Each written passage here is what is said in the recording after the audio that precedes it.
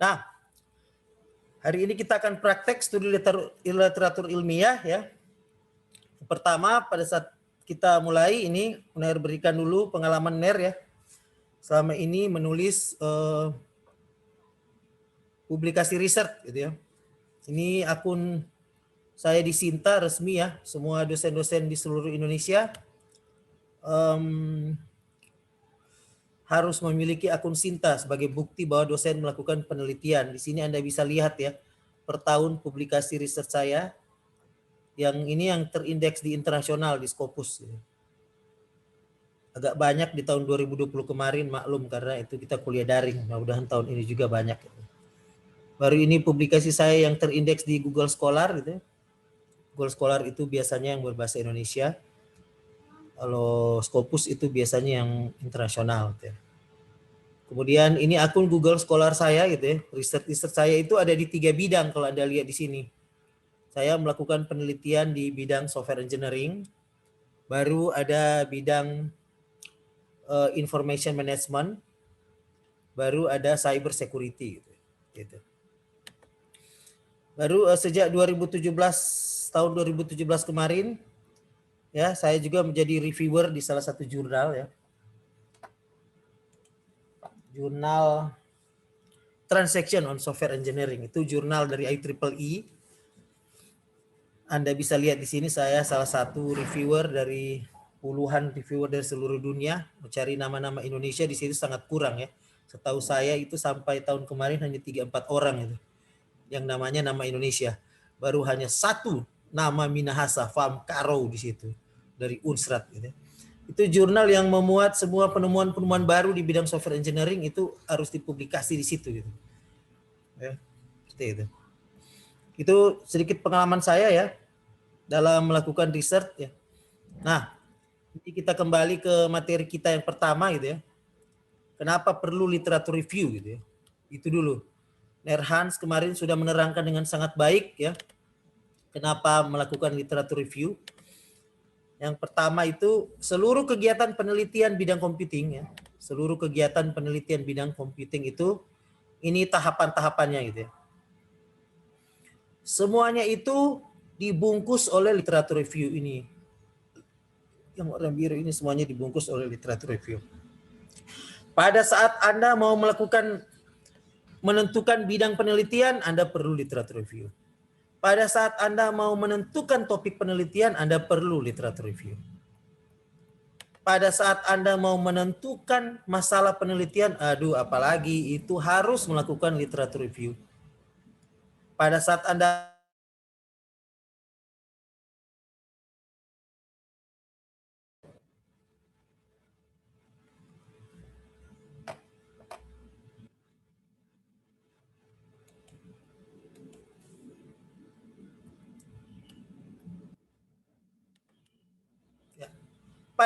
akan merangkum metode-metode yang ada, itu juga harus literatur review. Gitu ya. Termasuk terakhir melakukan kesimpulan, apalagi pada saat Anda sedang menyusun paper untuk publikasi. Itu semuanya harus dibuat melakukan literatur review. Gitu ya. Jadi manfaat literatur review, kalau saya ulangi kembali, itu untuk memperdalam pengetahuan. Itu kalau Anda membaca buku teks. Memperdalam pengetahuan tentang topik yang diteliti, itu kalau Anda membaca survei paper. Ya, mengetahui hasil penelitian yang berhubungan, itu Anda harus membaca technical paper. Mengetahui perkembangan ilmu pada bidang yang kita pilih, itu technical atau survei paper. Memperjelas masalah penelitian, berarti kita harus membaca technical paper. Jadi Nerhans kemarin menerangkan ada beberapa banyak sumber literatur. Nah, kalau dalam prakteknya itu yang harus kita baca sebenarnya itu ada beberapa itu. Yang pertama buku teks gitu ya. Ini terkait dengan bidang penelitian yang Anda pilih. Misalnya Anda memilih bidang penelitian software engineering. Nah, di dalam buku teks software engineering itu ada puluhan topik yang bisa dijadikan topik tugas akhir. Makanya literatur review buku teks itu berarti memperdalam pengetahuan.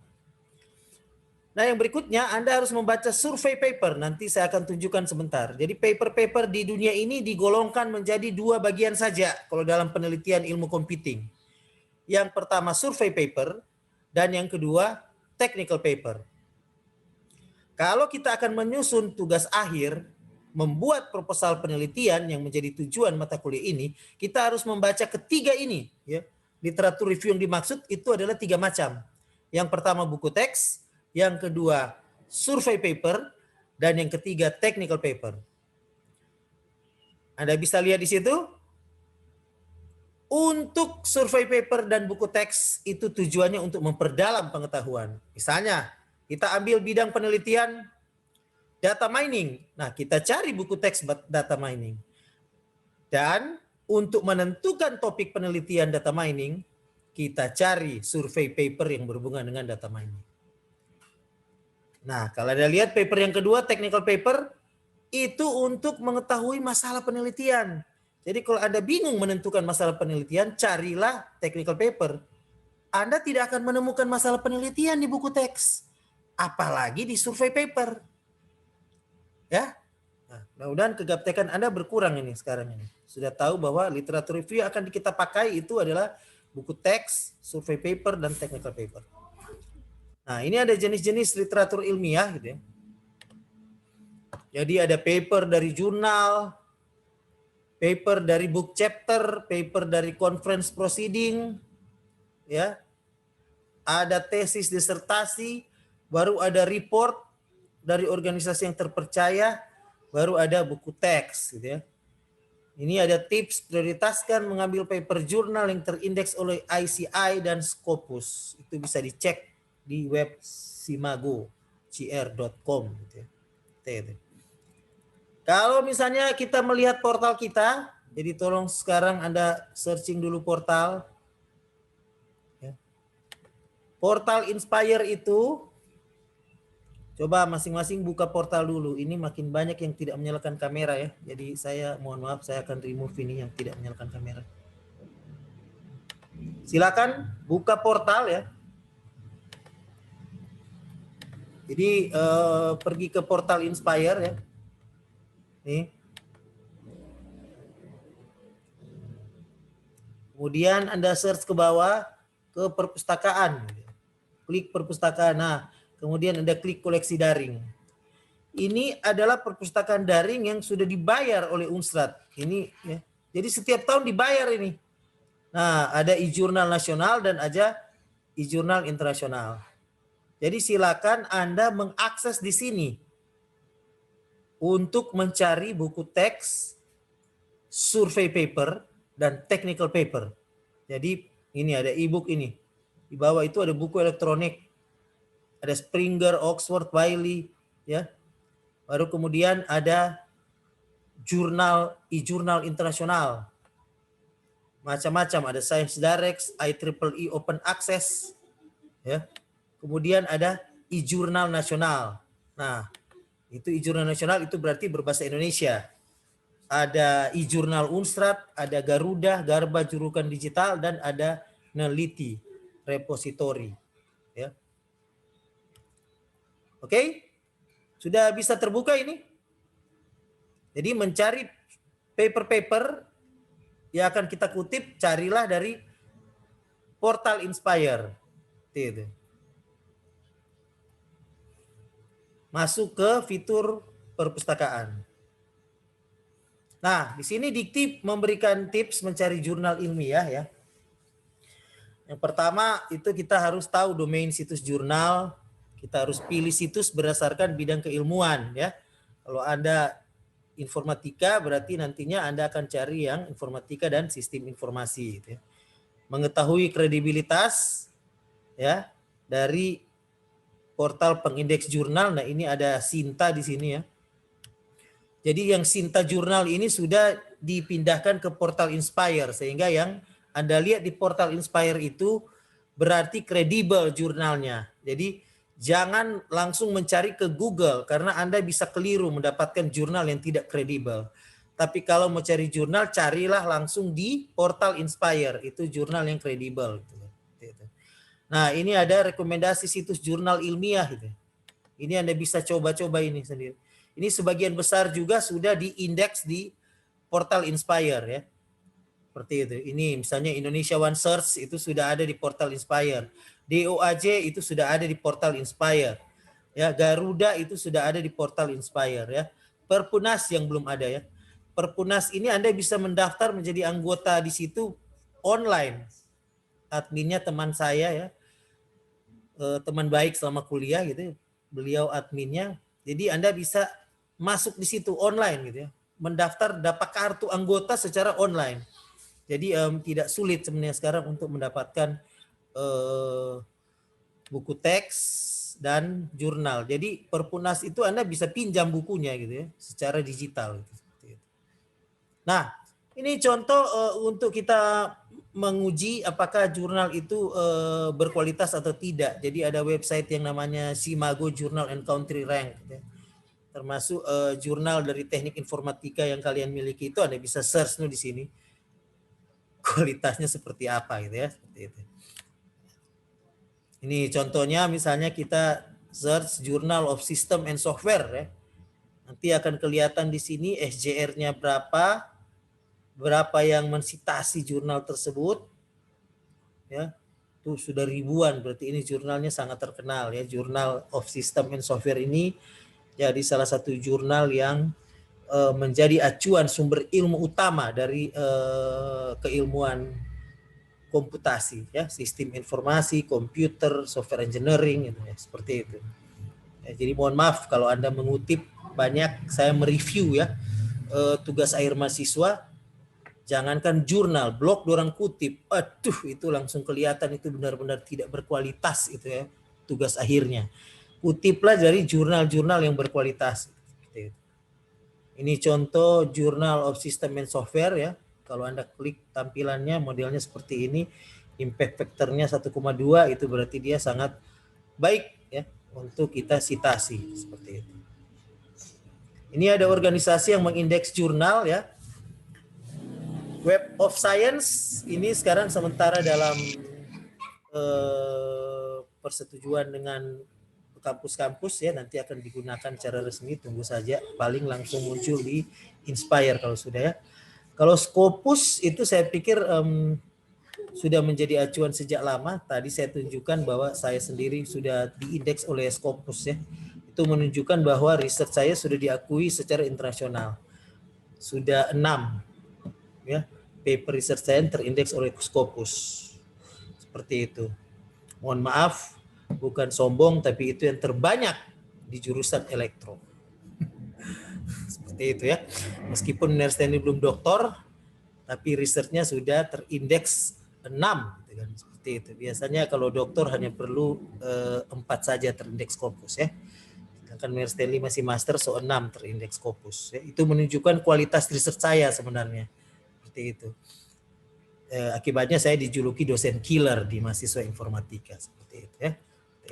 Padahal bukan masalah killer, masalah saya disiplin dalam menerapkan tahapan riset. Sebenarnya itu aja. Kalau riset Anda mau diakui secara internasional kan, ya Anda harus melakukan riset sesuai tahap gitu ya. Bukan susah, tapi ikut sesuai tahapannya gitu. Seperti itu yang di gambar yang saya tunjukkan tadi. Gitu.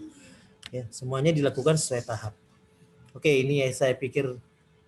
Nah, ini ada sumber pencarian literatur ya. Kalau saya selalu menganjurkan anak mahasiswa bimbingan saya untuk ke Google Scholar gitu ya. Karena itu yang paling standar dan terutama itu gratis. Gitu ya. Seperti itu. Jadi kalau Anda cari ya, cari aja ya. Google Scholar ya.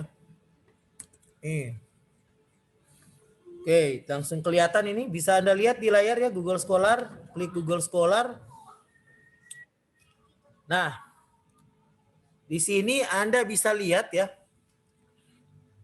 Kalau Anda pakai akun student Unstrat Anda ya, Anda bisa men-setting Google Scholar ini sehingga yang muncul di si recommended artikel ini adalah artikel yang Anda mau terkait dengan topik riset Anda.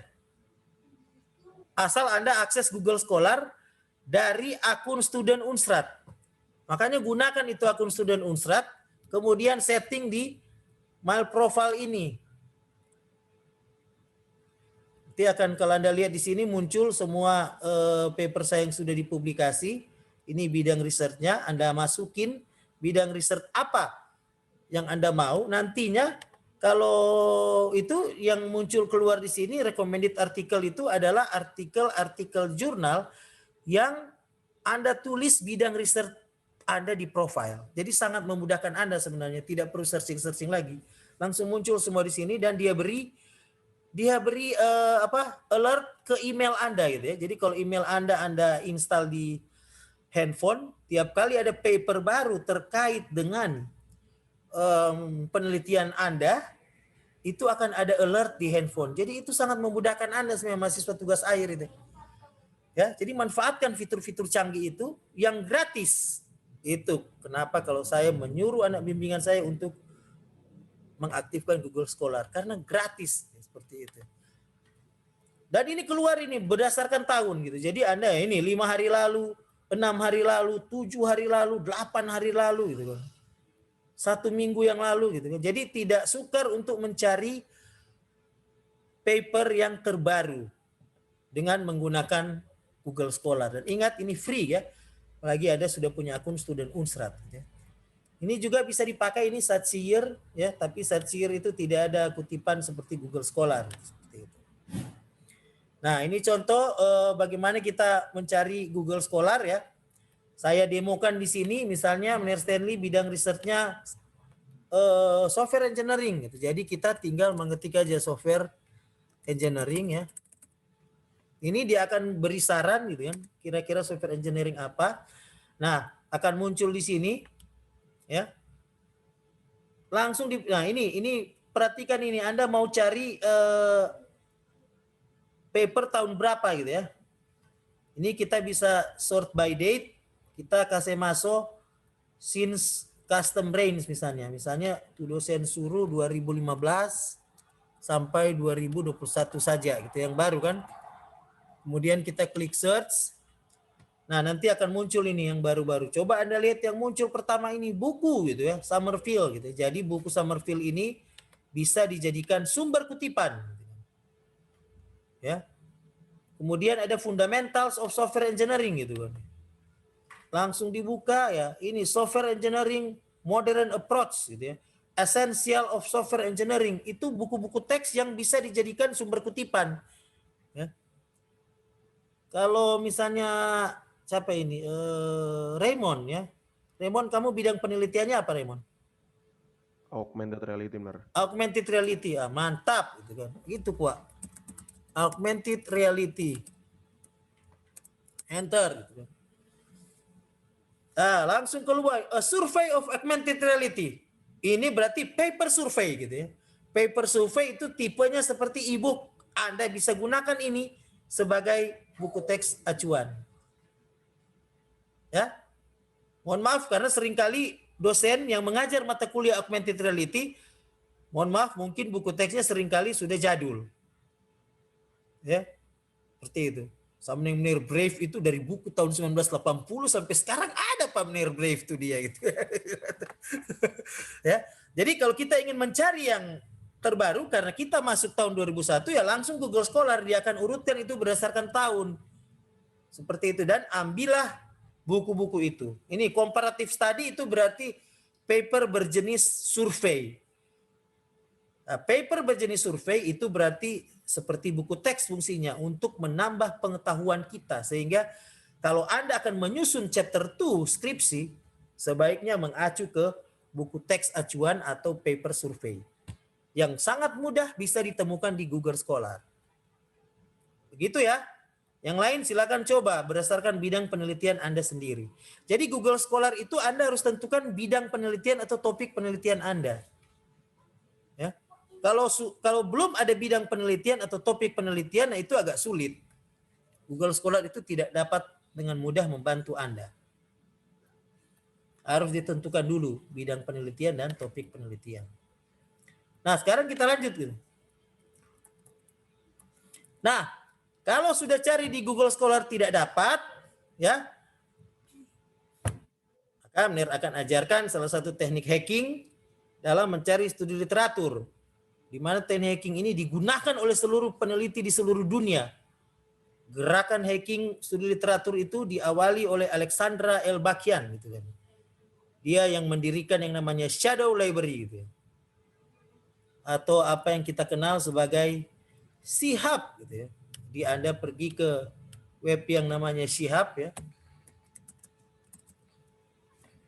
Ini dia akan muncul, cari yang terbaru aja. Nih, shihab.tw gitu.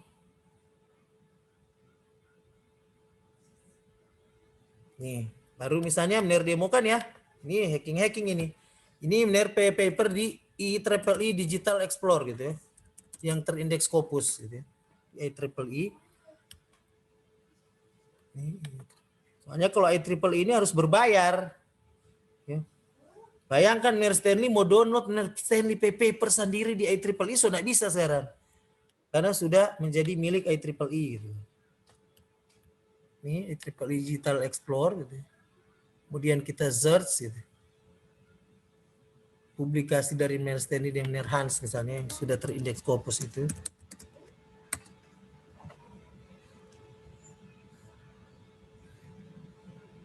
Nah, ini misalnya paper saya tentang ini misalnya pelestarian digital budaya Minahasa menggunakan teknik 3D animasi. Terindeks di Scopus karena dianggap adalah orang pertama di dunia ini yang melakukan itu. Biasanya kalau paper-paper teknik Scopus itu pasti ya inventor, penemu. Di sini saya tidak bisa akses papernya nih.